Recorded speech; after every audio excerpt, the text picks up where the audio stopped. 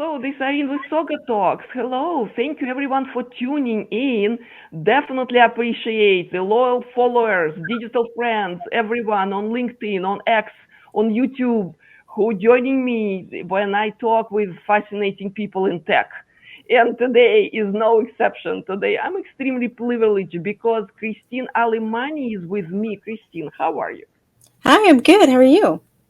Good, good. I'm doing fantastic because guess what? We said we're going to talk about AI and technology and navigating the future. That's a big topic, all right? And looks Yeah. like in all my talks, I cover it from different angles, all right?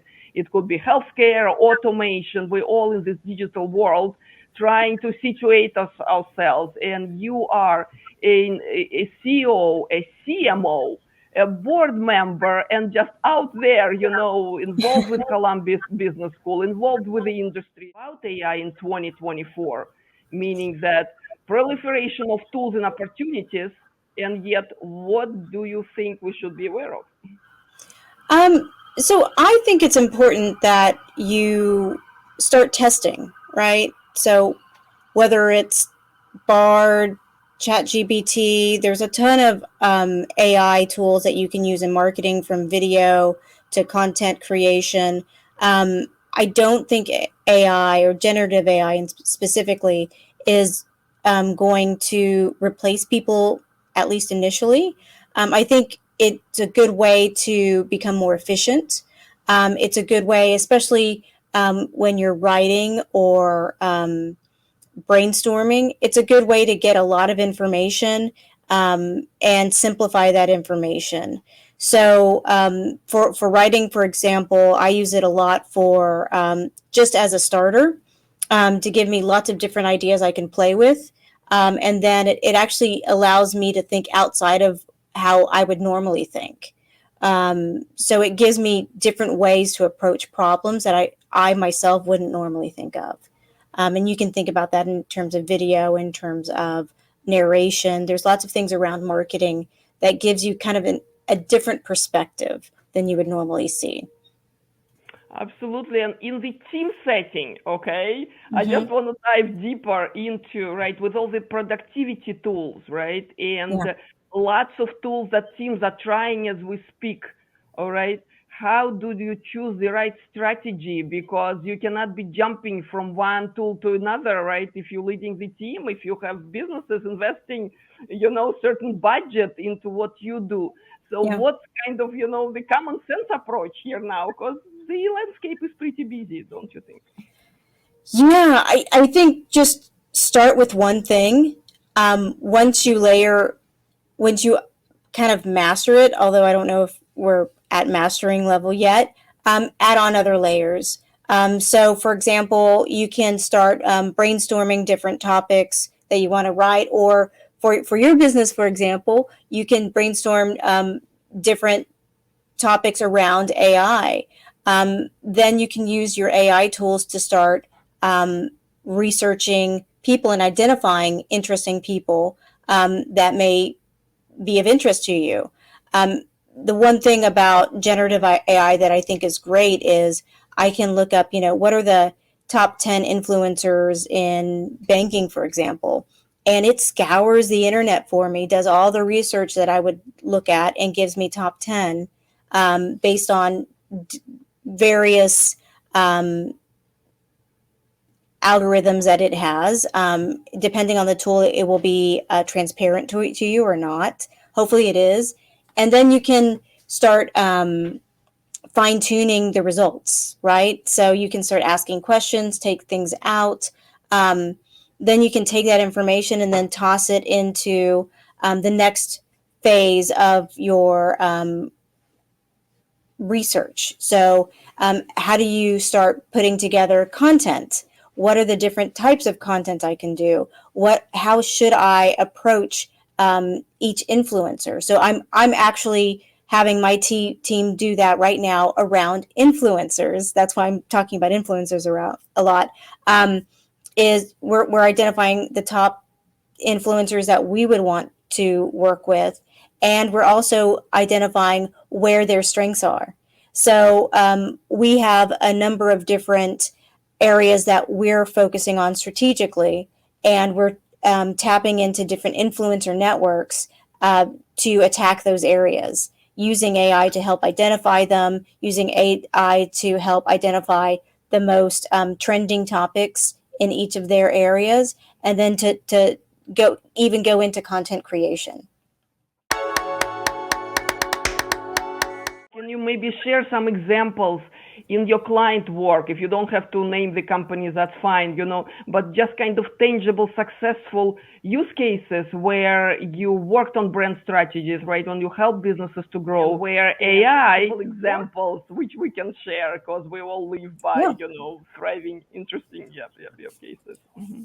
Yeah. So there's so many. Everything that we do in marketing now is driven by technology, even from Photoshop, right? So even the images that we create, whether it's stock images, we customize them to make them look more bespoke. So there's lots of technology that goes around video, as you know, from editing to customization. You have your creative imagery. You have multiple tools that go into getting images and graphics to look right. Then in terms of pushing out the content that you want to go to grab audiences, you have multiple, whether it's social media, there's multiple tools that you can use to push out your content there. In terms of email, you have multiple automation tools, and then you even have automation tools that will take all of your different channels and combine all of the push into one tool. So you can have sequences, automated sequences that are triggered based on behavior, based on actions, based on segmentation. So everything that you do is in marketing now involves data and technology. There's nothing that you can do without either one or both. Somehow, this is not surprising, right? We read about, some of us more experienced, right, hands-on, we see the impact immediately, right, on the customer insights and just seeing the audience, right, what audience is reacting to or not reacting, right? Yeah. So let me ask you this about the decision making now, all right? Because getting insights, in my mind, is easy, all right, with all the platforms and proliferation of tools.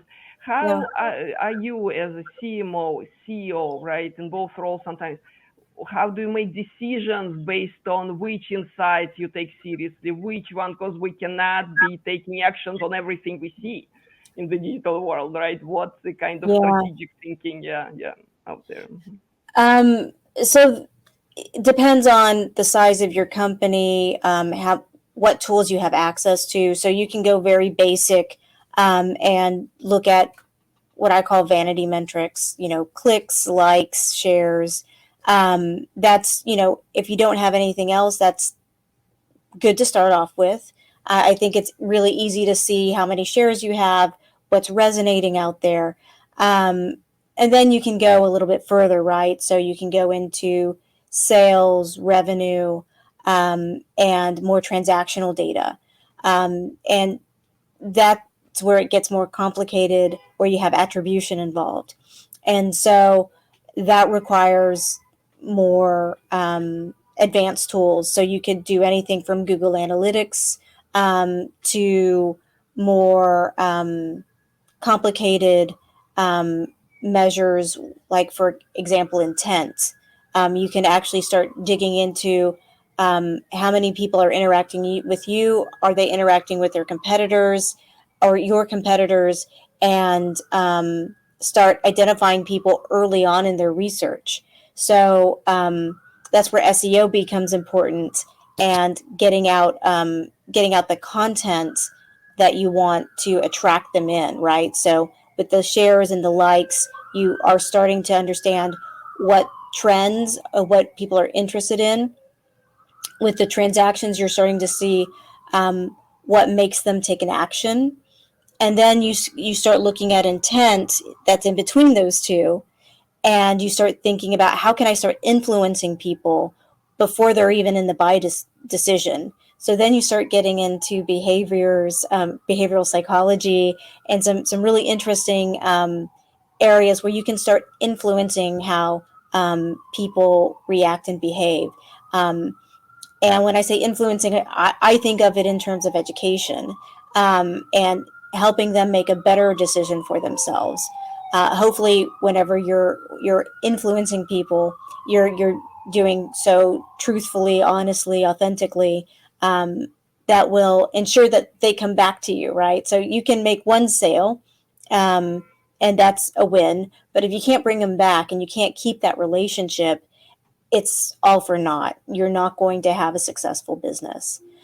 So, it's just as important to attract people in, and you use the metrics to do that, from all the way from clicks, likes to sales, conversion, transactions, average sales price, and everything in between, from segmentation, where are they playing, to churn. And you start thinking about, are they coming back? Am I keeping them? And then customer lifetime value. Um, am I expanding my relationship with them? How long are they staying with me after I bring them in? So there's a number of different tools, dashboard metrics that you do, depending on where you are in the buyer's journey. Where is this happy medium in a way that it takes effort, it takes deliberation, it takes budget, it takes Yeah, expertise. So yeah. how companies, we are out there, hopefully on LinkedIn, people will be listening to us, how companies can really optimize their time investment, not even budget, their time investment into how much is enough, how much is more than you can bear. Mm-hmm. Yeah, I think a good rule of thumb is percent of revenue, right? So depending on your industry, on the low end for B2B, it would be, roughly 3%. On the high end, you can get as much as 40% marketing budget to revenue.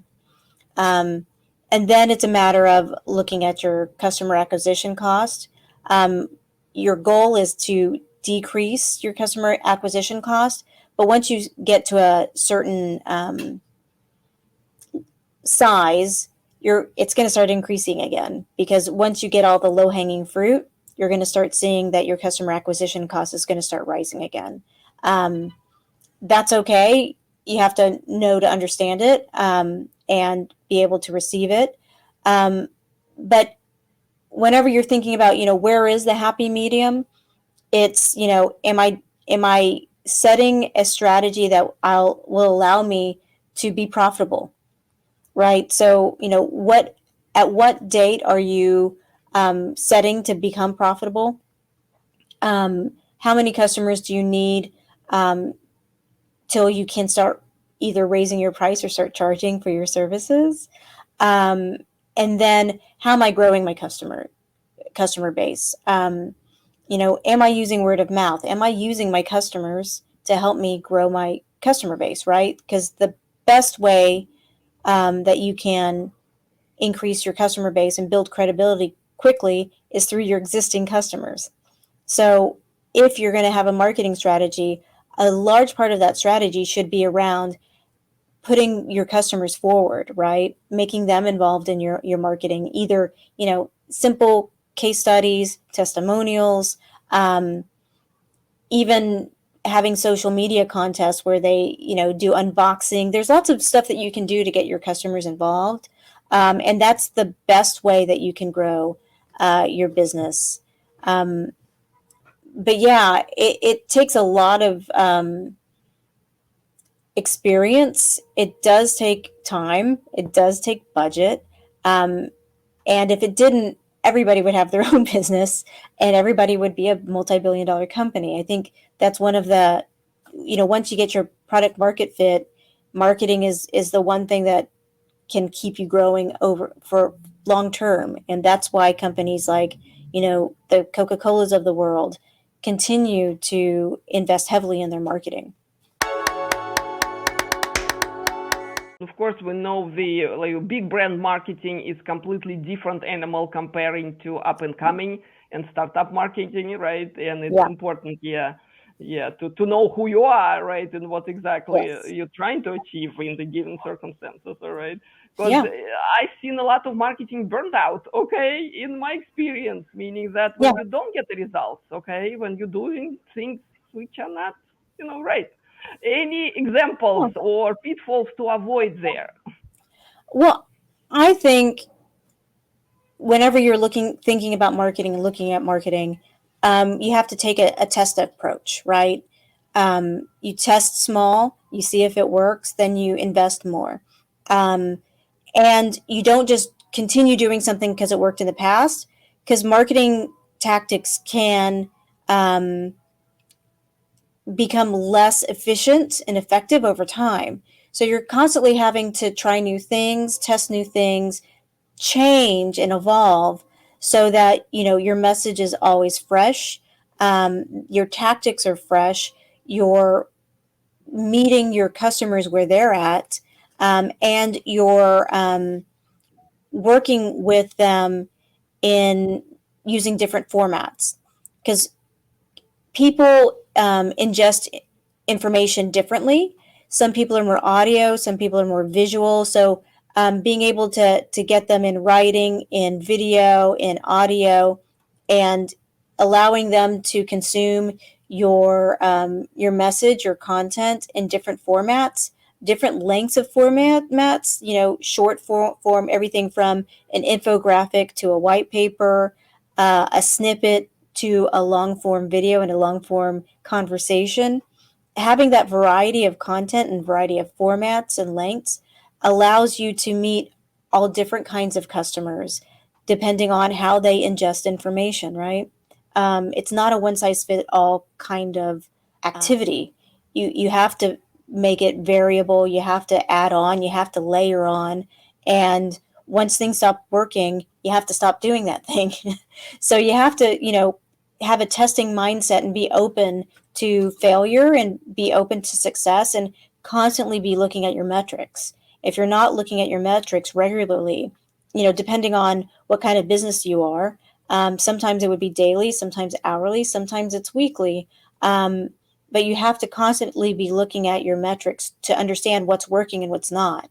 And you have to understand what those metrics are saying, right? As well.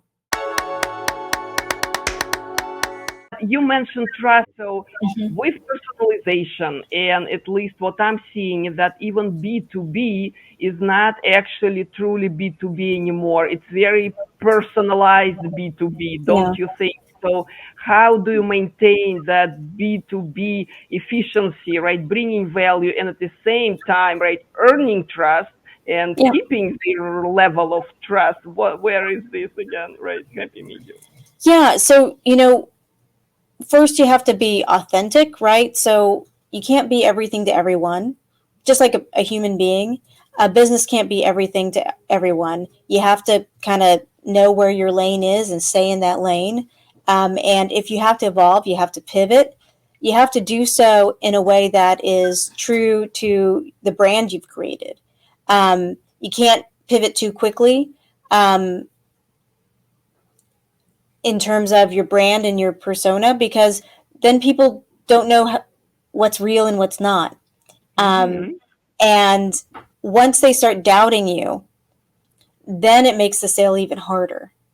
So you have to be consistent. And that is what builds credibility, right? So being consistent, being accurate, telling the truth, knowing when to best put your best foot forward, but at the same time, not to spin too much, right? So we all know whenever we hear something that is overinflated, um, that people don't buy, and if you're saying those same things over and over again, and people find one thing not to be true, one thing to be a little bit crossing the line, they're not going to believe anything you say. So it's always important to always be truthful, honest, authentic, credible, and then to listen, to understand what your feedback is, and then follow through, right? Follow through on everything you say you're going to do. Follow through on what you're, whether it's a roadmap, a product roadmap, to a charity that you're going to be giving to ESG. It's always important to follow through, to communicate your follow through. And if you don't do that, if you don't follow through, communicate that as well. So, transparency is important. And in today's age with digital footprints, digital tracks, and with AI, people are going to be able to do more research on you. That research is going to be faster, it's going to be deeper, and they're going to be able to find inconsistencies in what you say and what you do. And once they find that inconsistency, they're going to look elsewhere. So you have to be very careful whenever you push your message out there, especially in today's digital world. You mentioned research a few times and how much AI is helping. Yes, absolutely. And what used to be what years, months, and days, really, we Yeah, at our fingertips in a matter of minutes. All right. yeah. So, are we ready for this, Christine? Meaning that how do you think we're adjusting as professional and the industry is even adjusting to the abundance of tools, abundance of opportunities, but at the same time, exactly, some industry are more conservative. They're just not ready for, to believe it, AI suggestion or even, work with the tool. Mm-hmm. Yeah, I guess it depends on who you're working with. I work with everybody from clients in fintechs, clients in banking, both very different um, tolerance for new technology. Bleeding edge versus very conservative. Um, I think in terms of marketing, if you're not taking advantage of these tools to become more efficient, more effective, your competitors are. Um, so I don't think it matters. I think as long as you test them, you start using them, um, one of your competitors, somebody in your competition is going to be. And you need to stay, at least keep up with them, if not step ahead of them, right? So that's the goal. And that's what adopting new technology does. Um, People who test and test often and, are willing to fail often find that new thing, right? So, you try 5 or 6 different things, one of them is going to work. So, if you're not trying 5 or different things, your competition who is doing that, they're going to find that next thing and you're going to be catching up. So, I don't think it's a option to sit on the sidelines. I think regardless of where you are, whether it's a conservative industry or a bleeding edge industry, you have to be testing out new ways of working, and new ways of ideating and innovating, especially in marketing. You can't stand still in marketing. Imagine if people were doing billboards, still, I mean, people are still doing billboards today, but if that's all you did, um, you'd be left behind. Yeah. What's a good way to learn about new market trends? Mm-hmm. You know, I mean, you can always check out like MarTech, um, different MarTech publications. Um, One of the things that I like to do is take sales calls. So when somebody reaches out to me trying to sell me a tool on, AI, whatever it is, I usually take the call. I'll usually try to at least make time, maybe 15 minutes to learn about what they're doing, why they're doing it, how they're doing it, um, what they're, if they have clients, how their clients are benefiting from them, and then try to meet with their clients, right? And so that's the way that I can learn about new things, um, and start to try to dabble in it, right? So see a demo, Maybe I can do a pilot, spend a lot of time doing that. And I think that's what allows me to stay ahead. So I think it's, approach it with a level of curiosity. I like to always keep my mind moving. I think of my mind like a muscle. And if I'm not using it, then I'm doing a disservice to myself. And so, when people come to me with new ideas, especially, you meet an entrepreneur or a fresh startup, they're focusing on a small idea that they spend all their time working on. Why not take all of that effort that they're putting in and learn a little bit from it? And test things, learn new things. I mean, that's what life is all about, right? If we just sat in a chair and did the same thing every day, how boring would that be? So, explore, be curious, try new things. And that's the way, you can grow as a person and grow as a marketer, grow in any field. I think that's really important. Fantastic. Thank you so very much. Thank you for talking with me today. I appreciate it. Absolutely. Thank you.